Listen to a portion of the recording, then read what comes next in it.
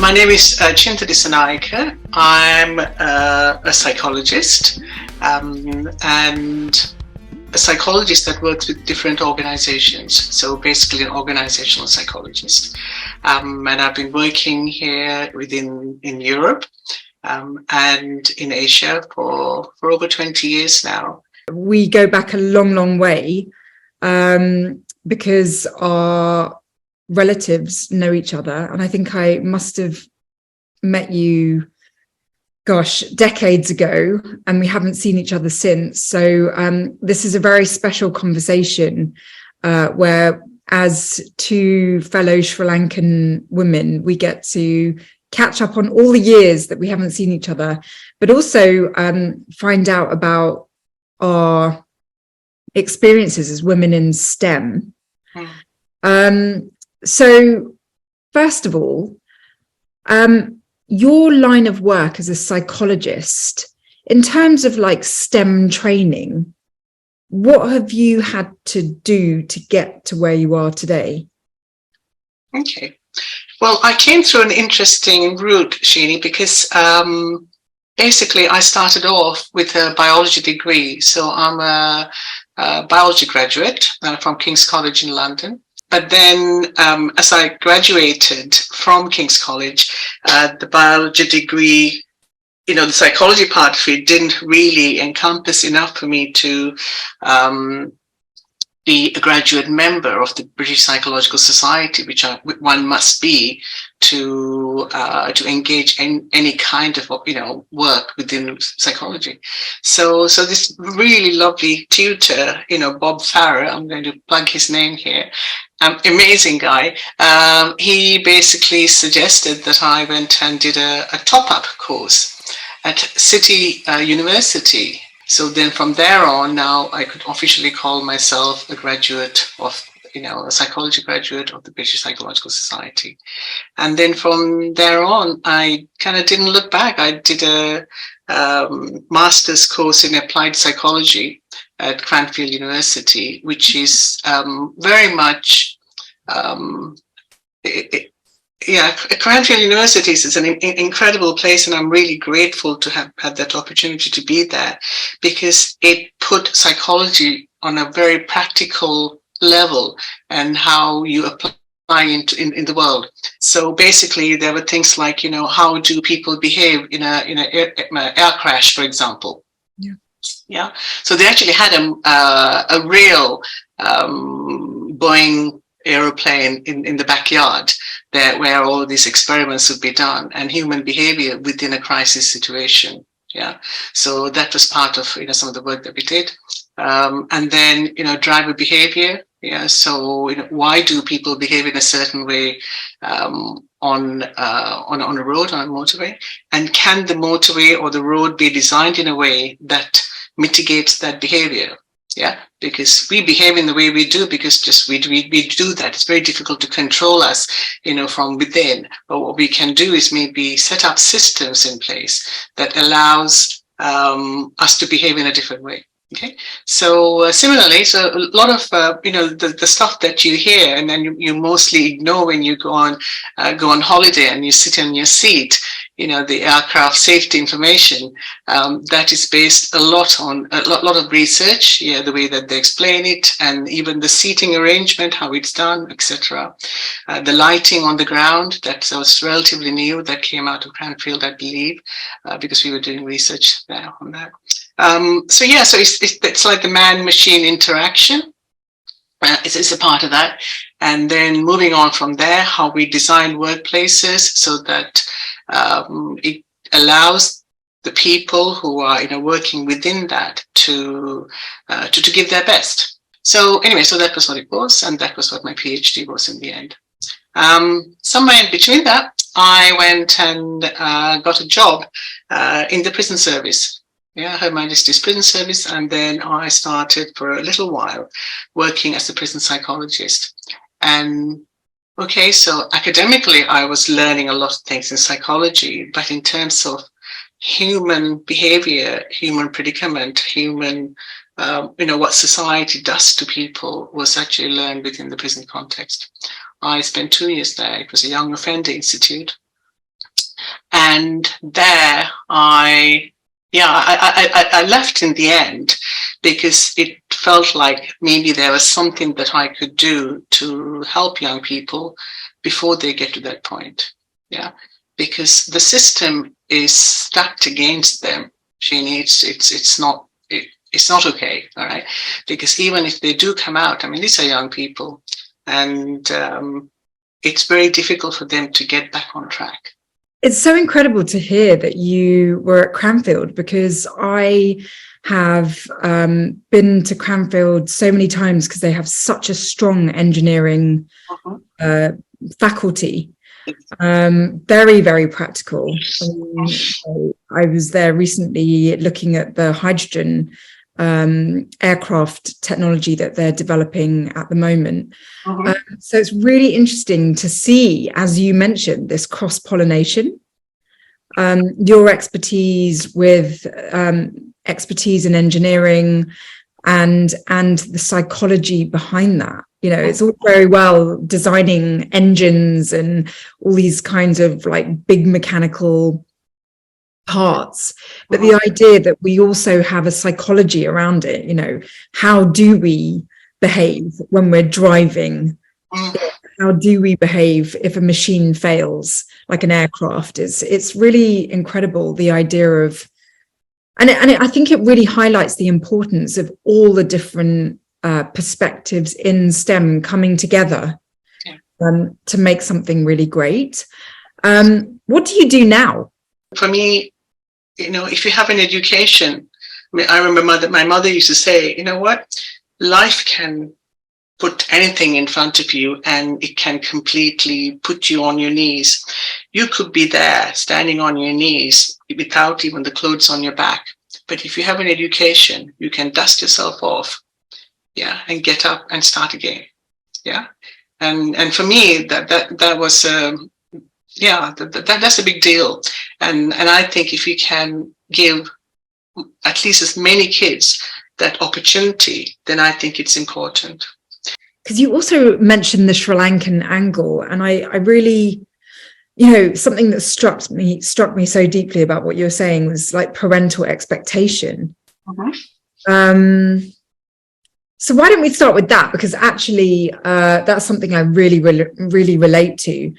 The other day, I was in Manchester doing an awards ceremony, and the CEO of the whole sort of initiative said to me, I watched your TED talk, and it's really clear that you have a very dominating father. And that really shocked me, because my TED talk, you know, it's available for public consumption, obviously, being a TED talk. But I never thought that I mentioned my dad in a way that made him look dominating.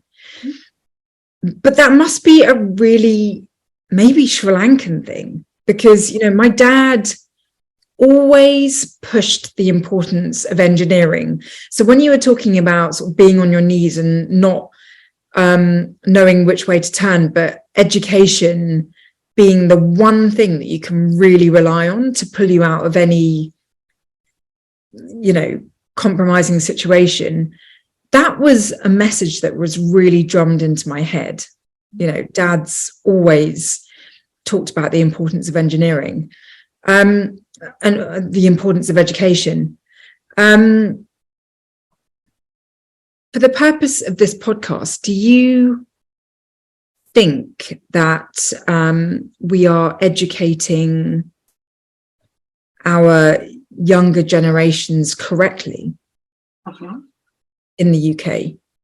Because I know that we have a Sri Lankan sort of like upbringing, and education was probably key. Okay, let's try and keep this simple. How important was education for you growing up?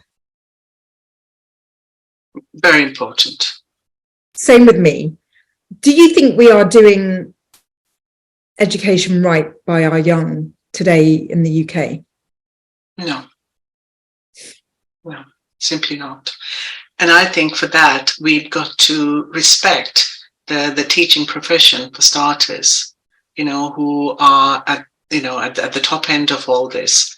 I think there's very little respect and investment for teachers, because they really are the people who are turning the little key, to help young people discover more about themselves.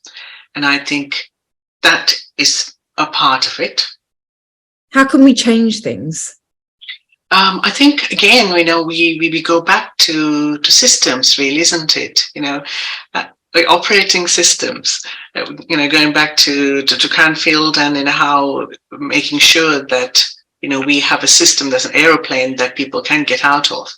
Yeah, if there was a danger, or whilst they're in there, it's comfortable and properly designed. So I think it's designing systems that is probably at fault here, because one of the more disappointing things for me really is that education and health, which are very emotive subjects, are pulled out by various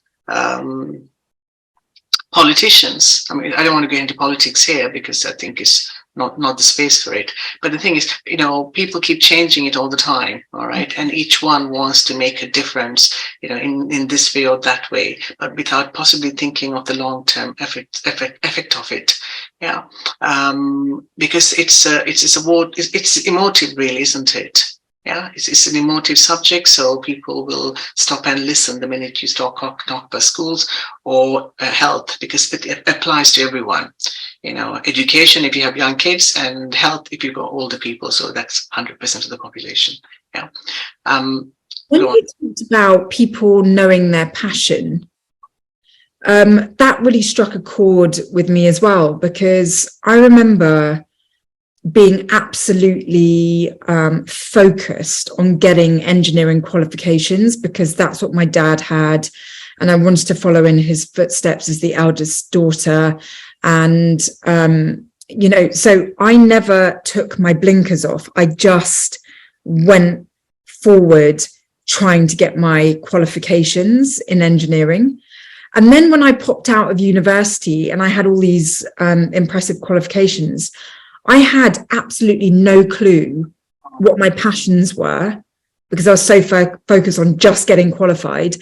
And I remember having conversations with people in media, like the BBC, and they would ask me questions like, what are your passions? How can we design a television program around your passions? What is it you want to do in life? And, I qualified at the age of 24, like I was done with my education at 24, but I had no clue about what was truly driving me.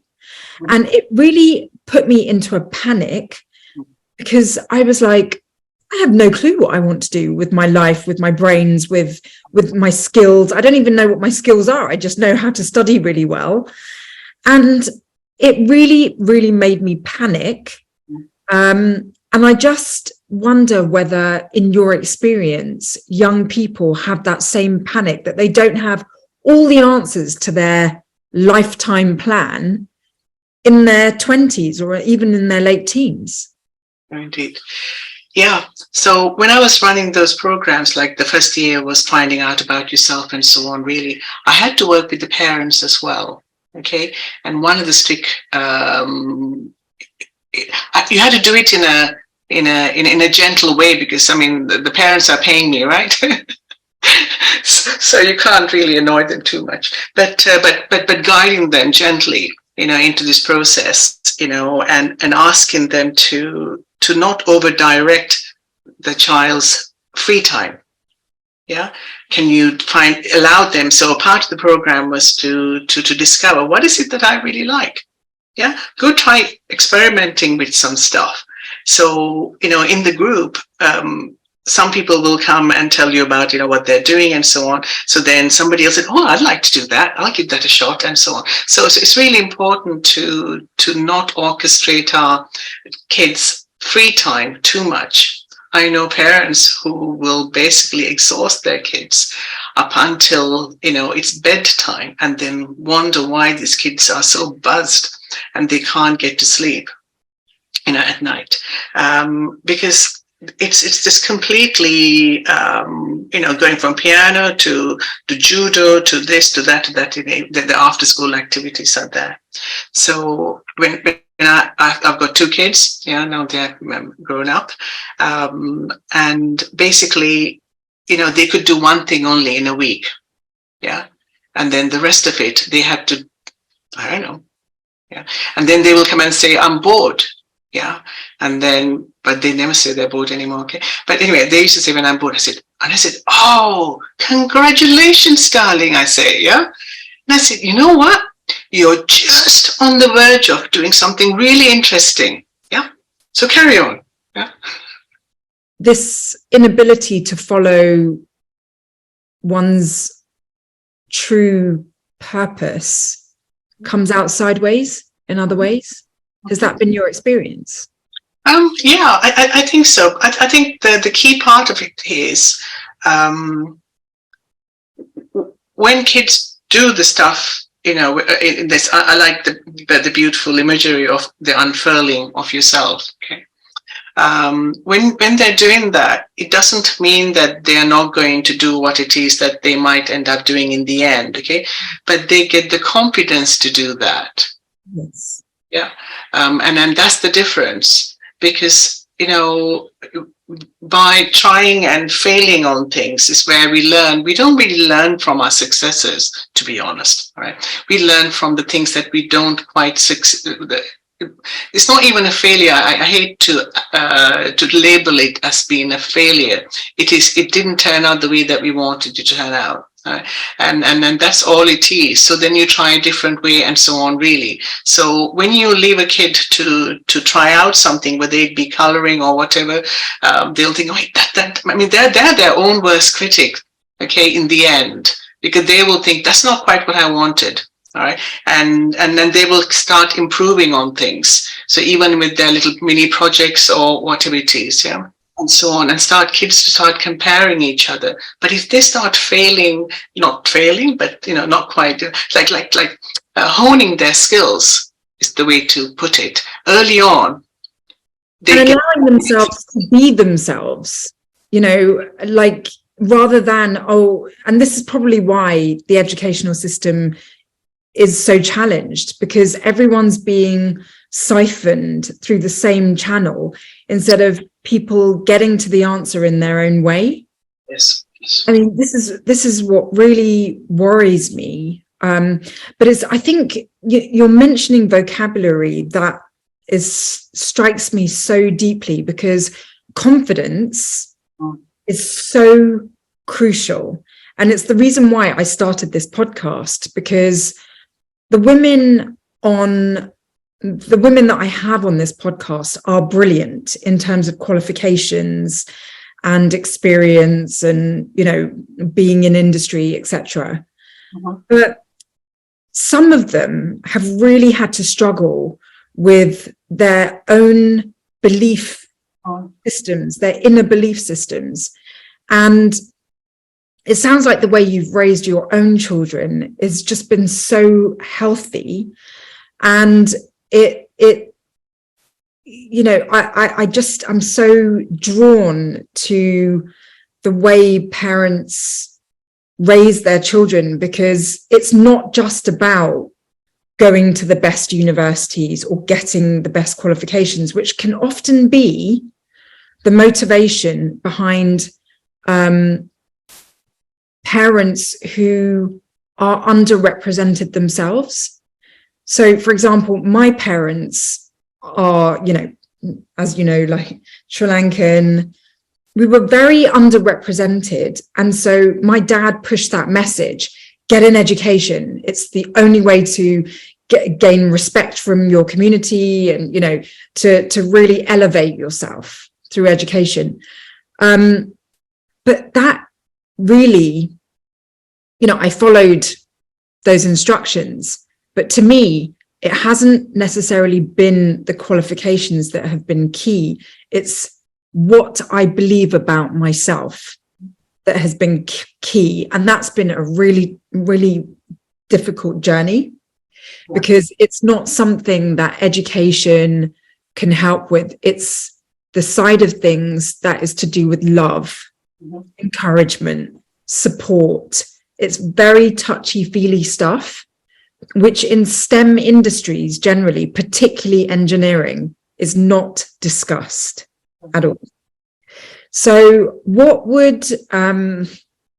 light can you shed on this kind of touchy-feely aspect of a child's development, knowing that I'm asking that question, having been immersed in a very masculine, very sort of like logic, head-driven past, basically? What light can you shed? I think, yeah, it's a very interesting question, and the answer is probably not going to be that simple in terms of, it's not a yes or no simple answer. But I think, as women, we are going into STEM, we can lead by example. Yeah, we can change the way that we handle ourselves. And in doing so, teach boys and girls, men and women in the world that we're encountering, that softness does not mean weakness. Okay, gentleness does not mean that you're giving in or anything like that. Because I think that is truly where the strength lies. Because that is how you can mobilize a whole bunch of people, into doing something that is going to be, flying to the moon or whatever it is. Hard forms of communication. It's fine, if you're dealing with robots, but the point is, we're dealing with human beings, who genuinely, at the end of the day, just simply want to be accepted and respected, and feel that they are giving a part of themselves, to the world, that includes their talents, and their skills and so on, really. Yeah, and then feeling that there's a space for that. Yeah, if we have to hide part of it, then we are like those chickens that, I don't know this is kind of a bit graphic, but I don't know whether you notice, but the hen keeps rotating the chicken when it's sitting on an egg. Yeah, every I don't know, half an hour or so, it rotates all the eggs. That's because the warmth has to be all around to create a chicken that can truly fly or truly do whatever it is. Any bird, it doesn't have to be a chicken, okay, any bird. Because if you don't, the warmth will only be on one side, and that's the part that really hatches, or becomes elongated and so on. Yeah, it take my word for it, that happens, but the mother hen, she keeps rotating it, or maybe, there are fathers as well, okay, there are partners who keep the eggs warm, but they keep rotating it, because it's really important that all sides of the human being or the bird or the entity are in full capacity and can actually come together, because it is only when all come together you see the true flight, the beautiful flight of bird. Otherwise it's always just crawling around, or one wing not there or something like that. But I think we need all of us, when we come to anywhere, what you're doing here or what I'm doing here, because at the end of the day, my knowledge is only the stuff that's in my bag, yeah, that I pick up. But it's me that walks into these organizations or any kind of encounter, and that's all of me that's walking in.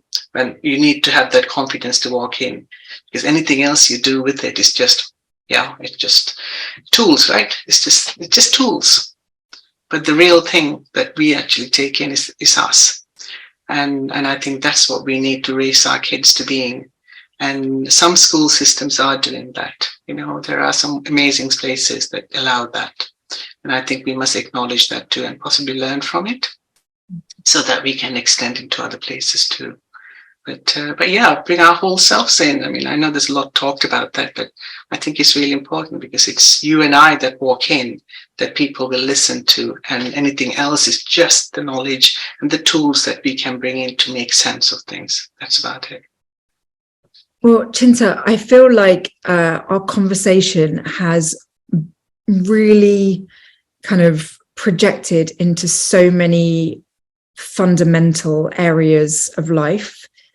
You talked about education, you talked about Cranfield University, which really is such a key place for engineering, flight, aviation, aerospace.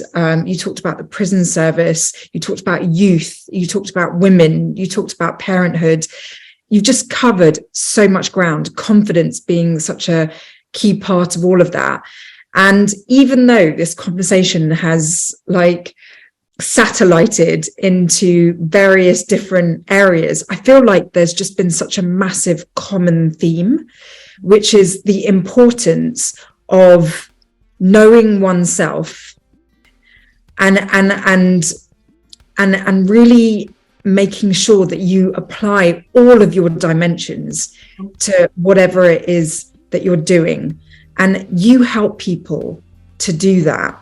And I feel like I didn't even realize, but I'm trying to do that too in my own way. And we're doing this in like very separate spheres, but yet, you know, it does all need to come together, and it has done in this conversation, even though I wish I could chat to you for several more hours. And I hope that we do off camera. But it's just been such so enlightening to be able to speak to you today. And if anyone wants more information about what you do or to see, you know, more of your work, where would they go? They can go to my website. It's oxfordpsychometrics.com, www. Maybe we can attach it somewhere at the bottom of the podcast or something. So that's where I am. My email address is there. Reach out anytime. Seriously, Shini, you're doing a grand job in giving us a voice, really, and helping us to express it in a wonderful way that you clearly got a huge talent for. So thank you.